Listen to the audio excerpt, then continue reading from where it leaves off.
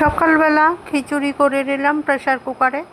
এখানে বাড়ির গাছের কুমড়োর পাতা আর ডগা দিয়েছি, সামান্য কোয়াশ রয়েছে, লাউ রয়েছে, সামান্য একটু আলু, মসুর ডাল আর মুগের ডাল সামান্য দিয়ে ফটাফট খিচুড়ি করে নিলাম। আমার খিচুড়ি খেতে ভীষণ ভালো লাগে কাঁচা লঙ্কা আর জিরা ফোড়ন দিয়ে। আপনাদের কেমন লাগে জানাবেন। হয়ে গেল তৈরি আজকে আমার খিচুড়ি।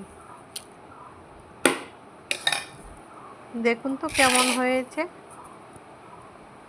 আমার তো ভীষণ ভালো লেগেছে, খেতেও স্বাদ হবে, সে দেখে বোঝা যাচ্ছে। অবশ্যই কমেন্ট করে জানাবেন কেমন হয়েছে খিচুড়িটা। ঠিক আছে, বাই বাই।